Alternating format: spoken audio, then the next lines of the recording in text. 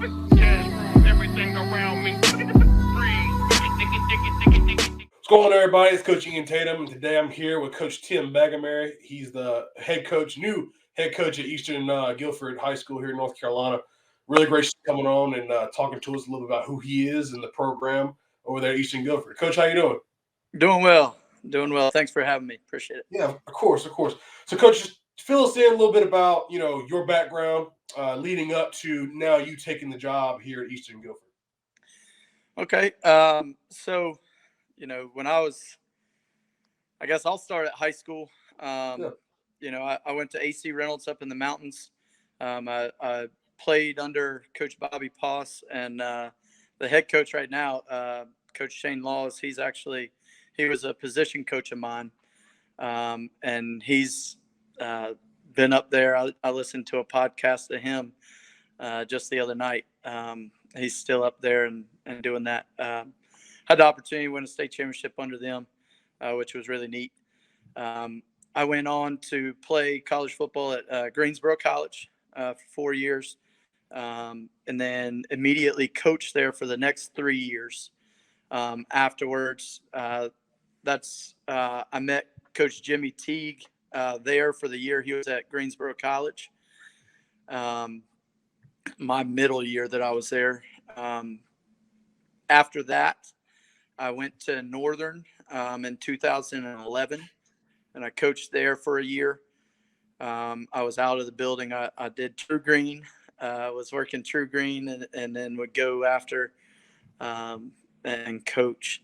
Then I got in the building and started teaching at Page High School. Started working there with Coach Gillespie. Had the opportunity to coach with him from there up until 2017. The last year I was there, I coached under Coach Rothfuss. And then from there, I went down, had the opportunity to become the offensive coordinator down at Thomasville under Coach Robertson. And then I went back, and also your head coach, Coach Mills, got to meet him and work with him. And then we went back to Page for 2 years. And then I came over to Eastern Guilford, worked for Coach Ag for this past year, who's now down at Southeast Alamance. Awesome. So Coach Aguilar goes to the new school in Alamance County, and then you apply to be the head coach at Eastern Guilford, and they select you. What was that process like? You just were like, you knew you want to be a head coach and you didn't want to leave the kids, and you took that leap. Or how'd that work?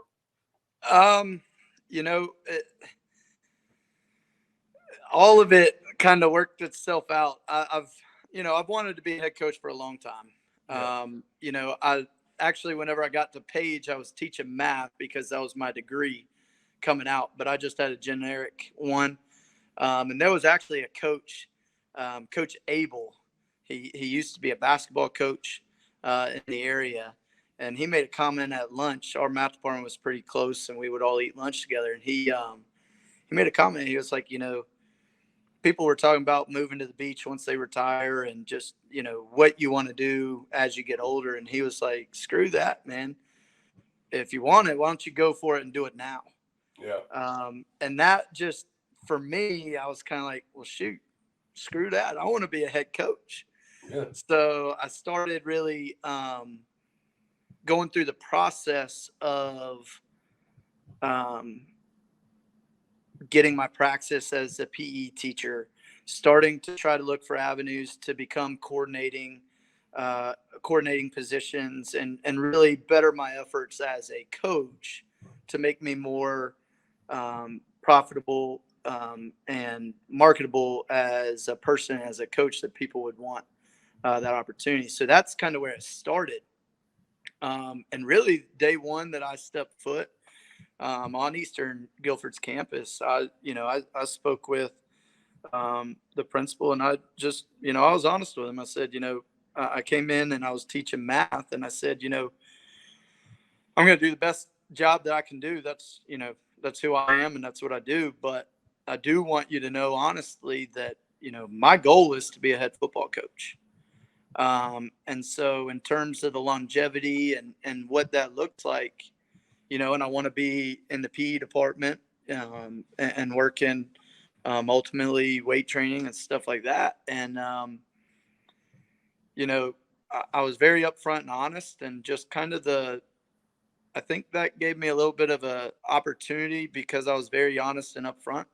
Um, the day I found out, I found out at about 8 o'clock in the morning. Coach Ag and I would work out together, here in the weight room, and I found out, and by about 9:30, I finished my workout pretty quickly.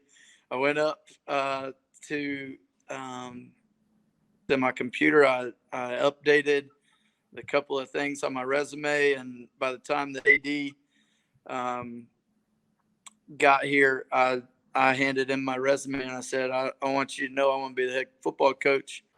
Yeah, so I just, I think I've done coaching interviews, head coaching interviews prior to.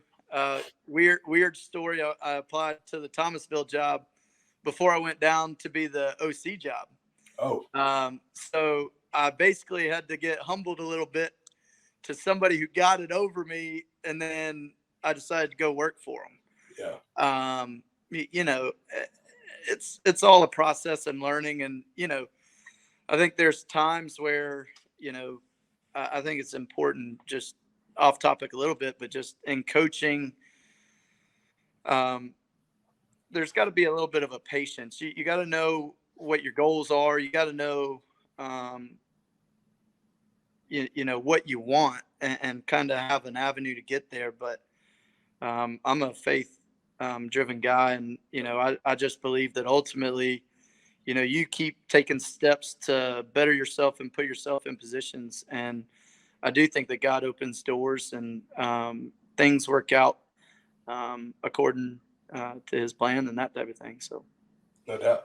Because talk a little bit about your philosophy. So, this is you obviously being a coach, you have things you like, you don't like, but now you're the guy. This is your program. So, what are things you believe in? What are the core values that you want Eastern Guilford to stand on? so if you follow us on Twitter, we have ACDC 123, and that is accountability requires communication, and discipline requires character. And for us, you know, I want us to be able to have great communication with our players as coaches. I feel that once we communicate, we can then hold players and other people accountable. I think that sometimes as coaches, we try to hold them accountable before necessarily communicating all the expectations. So I think there's an order to that. You know, in education, it is the number one thing, in my opinion. It's the last thing that we have that we can hold high schooler age kids accountable to. And that maturing and growth process is what I fall in love with. Just, seeing a kid over a 4-year span, um, learn, that based off of um, my choices, there's going to be a consequence, good or bad. But I also got to own them. And, it also doesn't ruin me one way or the other, what that is. And then the 1, 2, 3 is doing what's right, doing your best, and then doing right by others. And that's kind of what I was raised by in my own home whenever I was growing up as a boy, and my siblings and all that. So, and we're doing a thing called build our circle, which is, just drawing the line. To me, I think, again, in society, I think there's a lot of gray area that is acceptable now. And I think that that's creeped into some of our kind of our decision making, where I really believe that there's still right and wrong decisions. And and I think that drawing a line in the sand, and being able to hold kids accountable is really important. I believe in, teaching kids to have good grades, do right in the building, to where whenever you want that opportunity, you're going to have as many doors open as possible. I never want a kid that comes through our program to get to that fourth year and say, man, I really would like to go do this, whether that's a college, whether that's a job, no matter what that is. Kind of my goal is to have a program that allows them to keep all the doors open that are absolutely possible for every single kid. That way they have choices rather than, hey, this is the only thing that I got going for Yeah. me. So, All right. So before we get into like the program and how things have been going, interesting question because you're the first new head coach. I got Joe Davidiak coming on next. He's the next one. But what's the one thing you could say that you weren't prepared for being a head coach? the college visits. Okay. Now, part of it, I finished out the year teaching math. Yeah. So, um, just the college coaches coming in back to back, needing somebody to cover my class. Yeah. It adds to the busyness. Yeah. You know, because again, I mean, I take pride in, the job that I did in the math classroom, as well. I'm happy to be out of it, but Yeah. at the same time, like, I want to do a great job, whatever I'm doing. And that part threw me for a loop, just because it would be like, sometimes I would get a text message, hey, I'm coming. Sometimes it wouldn't be that. So, um, and wanting to get out there and, talk about our kids is important. And so being able to meet with all of them was really good. I had really good support staff within our building to be able to cover me, and allow me to afford those opportunities this spring. So that Awesome. was really good.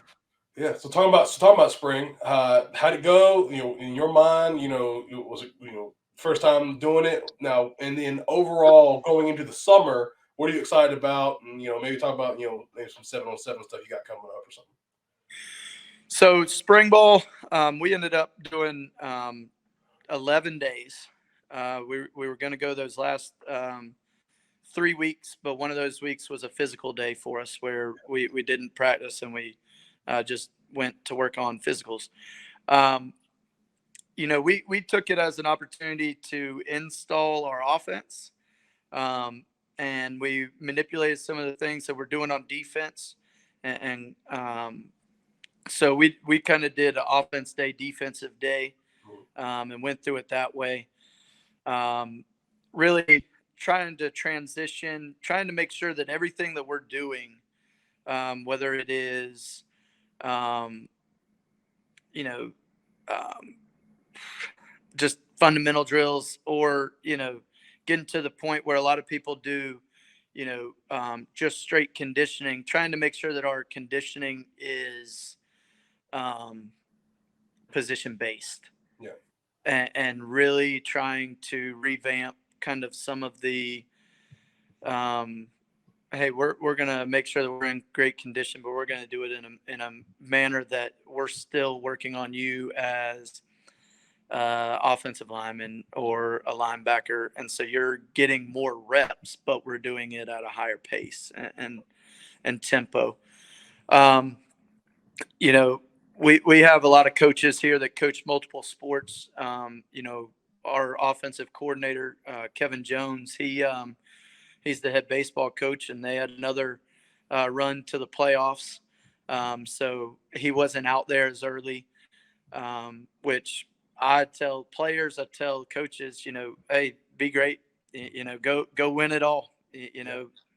Success breeds success, is something Coach Jones talks about. And, so, um, but once he got out there, we were happy to have him out there, obviously. And then we had another coach, Coach Stanley, he's our outside linebacker coach. And, he had some guys make it to regionals, and then one guy make it to states and throws for track. So you know, we operated on a few less coaches, but I felt like the core that we have, we implemented what our standard is. I really feel positive coming out of it, and kind of transitioning um, here into the summer. We also before we tried to take some of our kids to go open some elementary doors, Yeah. and really just get our community back involved. And really not so much that our community is not involved, but us back in the community, and really just showing, hey, we're going to work and we're here. Um, and with the summer, um, we're getting ready to get started. We're excited about it. We're going to go 4 days a week, Monday through Thursdays. We 7-on-7. We're not doing a ton of 7-on-7. We're still kind of trying to do some install stuff. I think we got 3 opportunities that we're doing 7-on-7. We're going to go do an FCA 7-on-7 O-line, D-line kind of showcase thing down at Williams High School. We're going to host one at our place, just a dual team, us and Williams, and then we're gonna go out. I think July 12th, we're gonna head over to West Forsyth and do their little 7-on-7 jamboree that they end up doing. Yeah.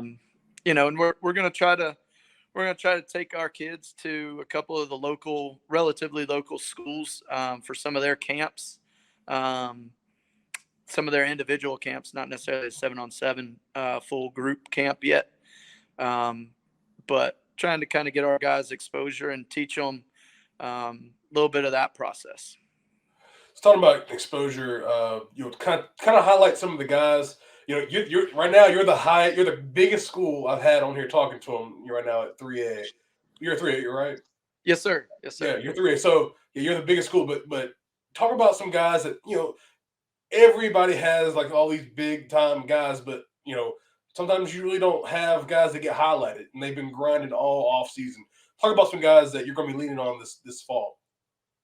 So, one guy that has really grown a lot over the since I've been here, but also over just this spring period, that I think is going to be huge for us on the defensive line is a guy named JT Brown. He has bought in. He's actually put himself in a category where he's going to earn some offensive reps, some really quality offensive reps.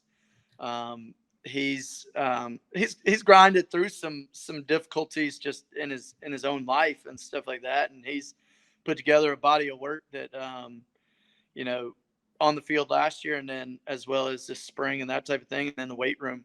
Really excited about him. We have golly, I hate to ask that question because I don't want to leave anybody out, but we got something unique. Can I say it this way? Something unique at Eastern Guilford that I am just absolutely in love with is we have guys that you have to sometimes tell to back off rather than to step up. And there's not many places like that. I'll be honest. And I've been at a couple, as you heard earlier, but we have guys that just get after it. A guy named Tavion Bullock. He's an inside linebacker. He is the energy. He's really grown and learning just accountability and being able to be a leader. And I'll try to just go one at each level. I think a lot of people know about Stephen Murray.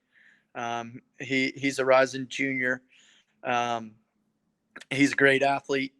He's going to help in the secondary.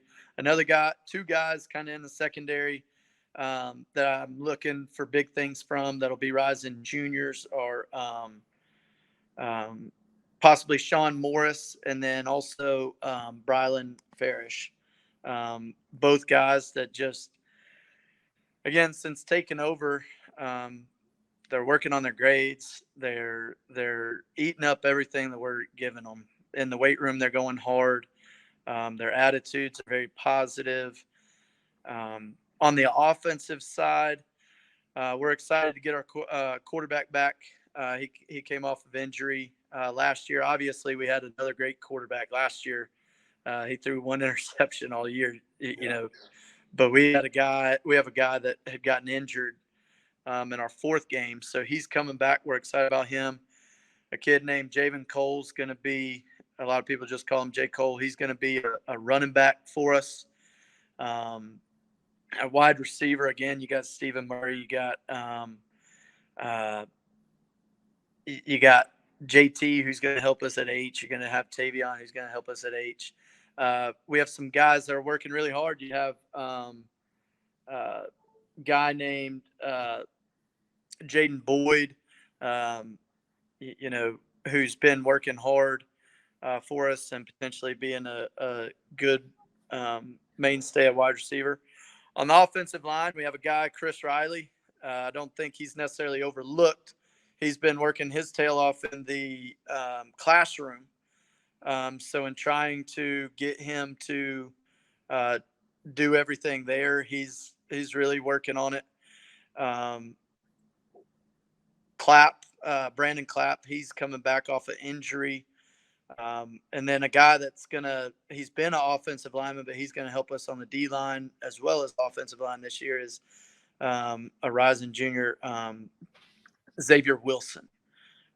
He's a big time wrestler. And he's ranked nationally from the Virginia Beach wrestling thing. And I think he's starting to get on some people's radars. But, you know, and I'm going to any of my guys that see this that I didn't say your name, it's not that you're not there, but just going through, you know, those guys I really feel like are they're buying into all of it. Yeah. You know, and I'm very pleased with them. One more. LL, we call him LL. He's actually the younger brother. We asked him to change positions. And he's got an opportunity, I think, to really help us on the O-line and as well as the D-line. But just, I don't know, man, I'm giddy about all of it. Yeah. You know, I'm excited. I think that I got great coaches and I think I got great players and people here. And I'm lucky to kind of, you know, be the leader on it and them help me lead and that type of thing too. So, yeah. Well, Coach, I'm really excited to see what y'all do. You know, obviously, like, I know my head, you know, Garrett Mills and you're really good friends. And yes, sir. when you called him and tell him you got the job, like I was in the car, we were going to, I think it was the State Mega Clinic, I think, and he was like, just to see the joy on his face, just because he told me so many stories after that phone call about, you know, how great of a guy you are and how much you deserve it, and saying your praises. And I know you're going to do a great job, you know, keeping it going there in Eastern Guilford. And a little bit of a personal note, my best friend in the world, his dad is the Eastern Guilford alum. And when y'all went on y'all's run last year, he was like telling me, like, man, we're going to keep it going. We're keeping it going. So, you know, like the community, y'all had definitely, you know, gotten that thing going, you know, in Gibsonville. And, you know, I just want to say congrats on that. And just, I'm going to keep up with y'all, obviously. And hopefully we can get up and get together, you know, me, you, Mills, and, you know, maybe Ashton get together and we can do something this summer. Yes, sir, man. Hey, and I'll say this just to stay humble in all of it too, man. Deserving's a tough word for me to accept and all of that. You know, I got a lot to prove and a lot to continue to get better at. And just, you know, I try to stay away from the deserve, but I am definitely excited. So thank you again. Heck yeah. Well, Coach, I'll holler at you and I'll be keeping up with y'all for sure. Yes, sir. Thank you. Take care. Thank you. Yeah, everything around me.